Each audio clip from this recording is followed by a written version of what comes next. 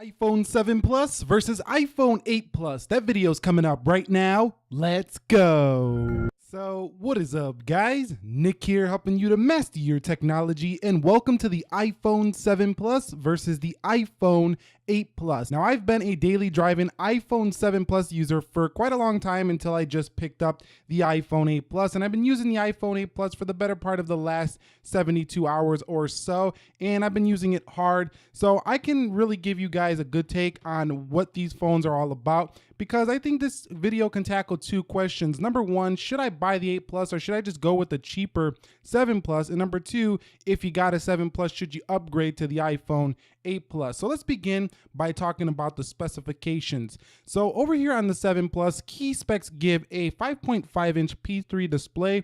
This is Retina. This is also 401 pixels per inch at 1080p resolution, 3 gigs of RAM with an A10 quad-core Fusion chip and a 2900 milliamp sealed in battery here. Now you also get a dual 12 megapixel camera up there with portrait mode on the iPhone 7 Plus. So this thing is loaded with features. iOS 11 also doesn't come pre-installed, but you probably, if you buy one new at Apple, you will get it pre-installed. But if you had it before or you buy a used one, you might not have iOS 11, but you can update to iOS 11 here for the iPhone 7 Plus. Now, the iPhone 7 Plus weighs about 188 grams. So that's a 7 Plus. Now, when you hear the specs of the 8 Plus, you're going to think, whoa, that's pretty similar, actually. So the 8 Plus is a 5.5-inch P3 display, just like the iPhone 7 Plus, although you do get True Tone here on this display. 12 megapixel dual cameras. Both are optically stabilized, though, on the iPhone 8 Plus. So the 7 Plus's secondary lens is not optically stabilized, so that's an improvement here on the 8 Plus. The 8 Plus gives you 3 gigs of RAM and a 2691 milliamp hour battery, but I find the battery life to be a little bit better so far than the iPhone 7 Plus. So even though it's smaller, it's actually improved due to its A11 Bionic chip, which is also clocked at a lower clock speed at 1.82 gigahertz versus 2.34 gigahertz on the iPhone 7 Plus. So that's basically the key specifications right there. Both of them have capacitive second-gen Touch ID fingerprint scanners, Touch ID, so you are going to dig that if you are in a whole fingerprint scanner on the front. Security metrics. So let's get now into the body and the builds of these devices. So in terms of the body and the build, let's begin with the 7 Plus, and let me talk about what's a little bit different here. So in terms of the body and the build, you'll look at both of these and you'll immediately think, whoa, those are the same, but they're actually not quite the same in terms of their actual dimensions. So the iPhone 7 Plus is actually a lighter phone. It's actually a thinner phone. It's a 7.3 millimeter phone. This is a 7.5 millimeter phone. That's due to its glass. It's a little bit thicker here on the 8 Plus, but that also lends to a little bit of more premium feel. Now, you're not really going to notice that thickness, but this also has a larger or a less screen to body ratio, meaning that the iPhone 8 Plus is actually chunkier and bigger than the iPhone 7 Plus, which is what we're trying to go away from here in 2017 with the iPhone 10, as well as, you know, with the Galaxy series of smartphones. This actually gets bigger. So if you were looking for an update in design, you're going to get a glass back, but you're not going anywhere near the all-screen type of display. This actually goes a little bit backwards in that aspect. So they also, one thing you're really going to notice is that weight, 202 grams here on the iPhone 8 Plus, and this thing is weighty. You can feel this. This is a bulky phone right here. And the iPhone 7 Plus honestly just feels lighter and smoother in the hand than the 8 Plus. The 8 Plus feels like a heavy premium solid brick. So if you do like that feel, you're gonna love the 8 Plus. In terms of body and build though, the glass back on the 8 Plus is pretty scratch resistant. It's gonna be a very durable phone over the long term. Also, the camera lens that covers the camera is actually a little bit more durable than the one on the 7 Plus. And jet black has been a big regret for me. I'm happy I'm no longer using a jet black phone and I'm using the 8 Plus, but the aluminum models were very durable as well on the 7 Plus. So in terms of the body and the build, you're getting pretty much identical specifications here. You're just getting a heavier, bulkier phone, I think, in the iPhone 8 Plus, but maybe a more premium due to the glass back. Now, one slight difference here that you are going to notice if you pick one of these up is at the bottom there is writing under the iPhone logo. No writing under the iPhone logo here on the 8 Plus. So it's definitely a cleaner look if you ask me on the newer device. Okay guys, so talking about displays, I mentioned them in the specs earlier. So P3 display, 1080p, 401 pixels per inch. and it actually looks a little bit better here on the 8 Plus. It's very minor though, and if you're not a display geek, you're not really gonna notice, but True Tone, I think everyone's gonna notice. It makes your display a little bit more warm, a little bit prettier to look at night, and I actually use an iPad Pro, so if you do like that feature, True Tone, you're gonna love the iPhone 8 Plus's display. However, it's still behind when it comes to, like, if you compare this to like a Galaxy phone, this smartphone display looks way behind in terms of its color. You know, the color production, it's not as punchy as that display. It's not as deep blacks. It looks like an older display. It looks like an older technology still in the 8 Plus. So the 8 Plus is not a massive improvement over the iPhone 7 Plus. It's more of a copy and paste type issue they did here. So they basically copied and pasted the old display onto the new device here. Where other, differences reside are in some other areas of this phone. And speaking of that, let's go ahead and talk about the software now.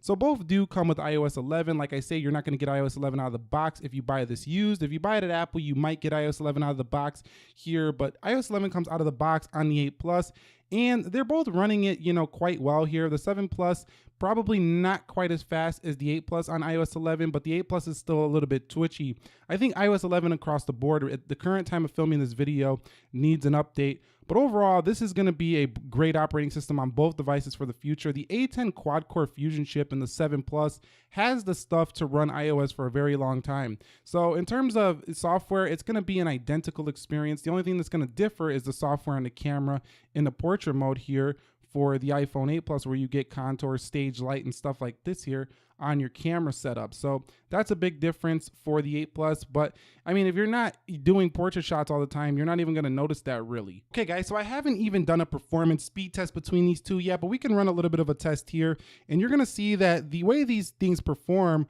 are very similar. Now, the iPhone 8 Plus gets monster Geekbench scores, which will crush the iPhone 7 Plus. And if you do video rendering and stuff like that, you are going to notice a difference there when you're doing that stuff. But I don't know how many people are actually doing stuff that's really pushing the A10 or even the A11 chipset to its full potential. So what I mean by that is day to day running through these tasks, it's about the same experience, and literally coming from a 7 Plus to an 8 Plus, unless I'm doing this side by side and I see a millisecond of a difference, we're not seeing any difference really in performance day to day. So don't get an 8 Plus thinking that, oh, I got the A11 Bionic, my phone is going to be so much faster than the 7 Plus of last year, because in all actuality, in reality, it's not. So yeah, the A11 Bionic definitely is going to probably support future versions of iOS 11 better, but at the current point, as it stands right now, as the filming of this video, no, it's not that much different. It runs about the same as any other iPhone that's running like an A9 CPU and above. Unless, of course, you're going to render out 4K videos at 60 frames per second, which just got released on the 8 Plus.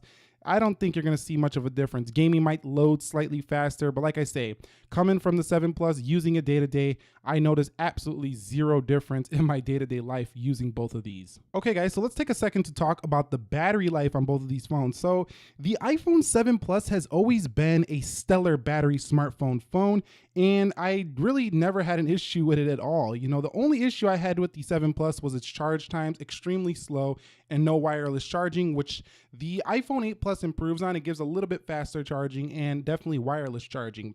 But the iPhone 7 Plus, if you topped it off overnight, you're easily going to make it through a day. It had stellar battery life with its 2900 milliamp hour and its very optimized and very efficient A10 Fusion chip, which still will crush most Android phones on the market right now. So battery life on the 7 Plus, even if you buy one today, is fantastic. It's not going to be an issue. Just remember, you're going to have to take a while to charge here. Now, the 8 Plus shocked me because it goes down in the battery capacity size to a 2691 milliamp hour. But I'm finding myself to get even better battery life on these 8 Plus than the 7 Plus. So it's kind of, you know, that goes to show that Apple is really killing it when it comes to optimizing their processors and being efficient with how they're running their newer phones. Because if you can put a smaller battery and get similar, if not slightly better battery life than the older phone, plus you add wireless charging and you add a slightly faster charging, you did something right. So the battery life on the 8 Plus is stellar. I think I did like 3 hours, 26 minutes, and I was at 50%. So we're looking at 6.5, maybe 7 hours on screen time with the 8 Plus. If you're not pounding on it, you know, downloading a ton of apps and just using it full brightness to the max location, then you're looking at maybe 4 or 5 hours. But overall, it's a stellar battery life on the 8 Plus, better than the 7 Plus. But if you're buying a 7 Plus now, you're not going to be disappointed. This is also stellar battery life. I would say probably about a 10 to 20% improvement in battery life on the 8 Plus. Okay guys, so let's get into the camera in the video section. So I haven't done a proper camera comparison between these two, which I am working on, but I do have enough use between both of them to give you my first impressions. And my first impressions are the dual camera setup on the iPhone 7 Plus was already amazing. It was already fantastic. And just regular day-to-day pics, it seems like the iPhone 8 Plus is doing a better job of bringing in more light. So if you want to bring in more light, the iPhone 8 Plus is going to do a great job at that. The glass is a little clearer, so the pictures turn out a little bit better on the iPhone 8 Plus.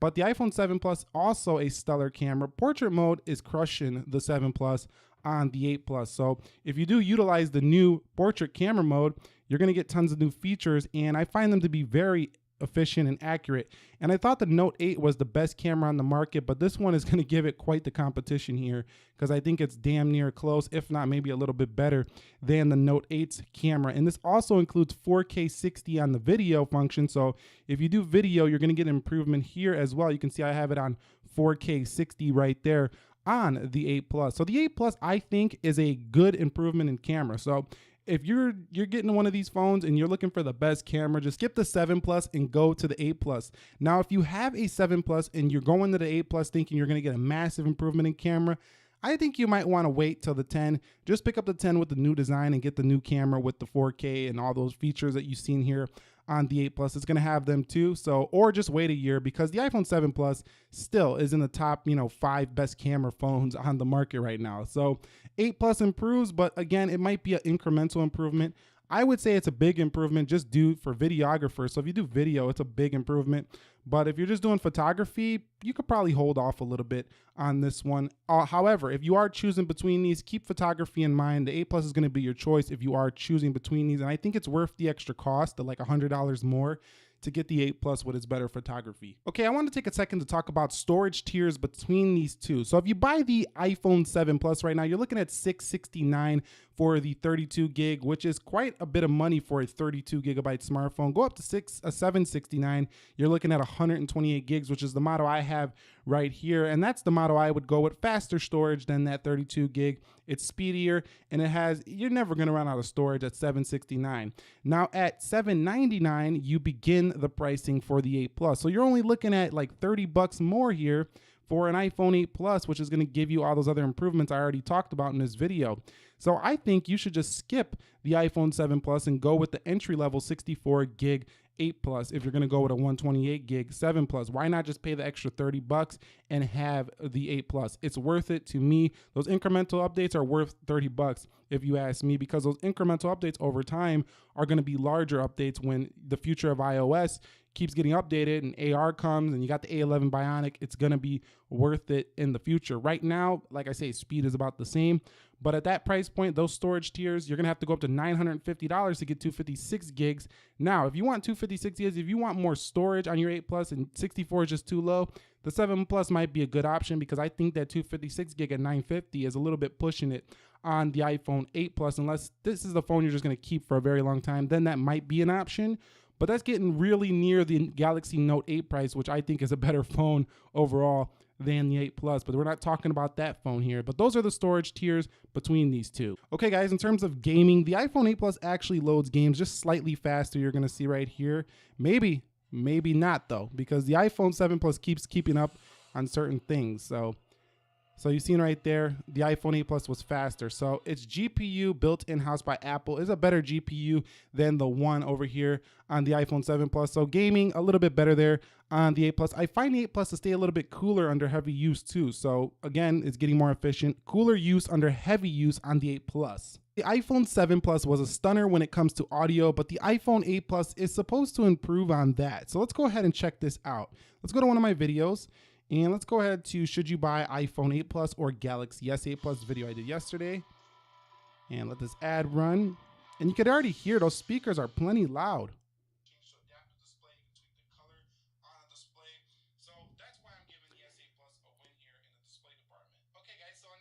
So the iPhone 7 Plus fires from up here and down here, as does the 8 Plus. So let's go ahead and check out that audio performance here for the iPhone 8 Plus now. So we're going to grab the 8 Plus. First edition or Gold Master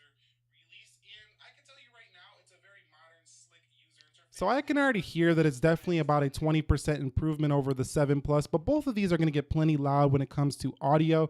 So if you do like audio on your phone, I do think the 8 Plus is the one you should look at a little bit more, but I do think both of these are better than most smartphones on the market because they do have stereo speakers. Not as good as boom sound on HTC back in the day, but still they're really good here for the iPhone 8 Plus specifically. So if you're audio head, you're going to want to go with the 8 Plus, although both of these do cut out the headphone jack, which I think has been super controversial and a pain if you ask me. They shouldn't have did this early. I think they should have waited a little while on that, but it is what it is there on the headphone jack. So in terms of calling between these two devices, I find that both of them are pretty good. I think the iPhone 8 Plus has a little bit better call quality though. In my testing, I did have callers saying they couldn't hear me that well on the 7 Plus from time to time, whereas I haven't heard that yet on the iPhone 8 Plus. So the 8 Plus seems to be improving on the call quality just a little bit, and the speakerphone quality, because of the louder audio, is a better deal here for the 8 Plus. So again, the 8 Plus is going to win slightly in the phone call, but it's not a huge deal. Okay guys, so let's wrap this up here. I think we covered everything we need to cover between the iPhone 7 Plus and the iPhone 8 Plus. You're probably noticing throughout this video, wow, those phones are basically the same. Why not just save some money and get the iPhone 7 Plus? And you wouldn't be wrong in making that decision. I think that would be actually a pretty smart decision here. I think the only people who really should buy the iPhone 8 Plus are frequent upgraders, people who love, tech. They want to keep on the latest and greatest, but they don't want to pay $1,000 for a phone. Also, I think if you are coming from an older, iPhone 6S, 5S, iPhone 6, and you're ready to, jump to the dual camera, you want the newer chipsets and stuff like that, and you're going to pay top dollar anyway, you're going to buy it new at the Apple Store, just skip the 7 Plus, pay a little bit more money, and get the better phone here, which is obviously the iPhone 8 Plus. Now, if you're somebody who, you've been waiting for the price to come down on the iPhone 7 Plus, you want to get it now, skip going to the Apple Store, look for it online, use somewhere.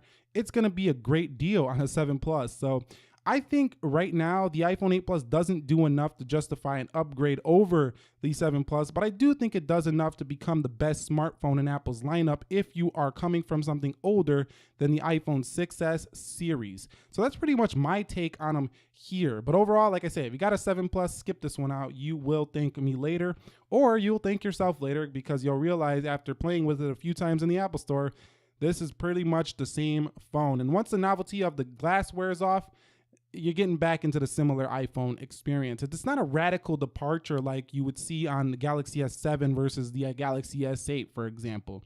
Anyway, this is Nick here, helping you to master your technology. If you found this video helpful, enjoyable, do me a favor, click the like button for me. And if you know somebody who's trying to make this decision, share this video with them. This should help them quite a bit. And we will be covering the iPhone 10 on the channel, so you might want to consider subscribing if you are new here. Nick here, helping you to master your technology. I will catch you all in the next one. Be sure to be well and pay.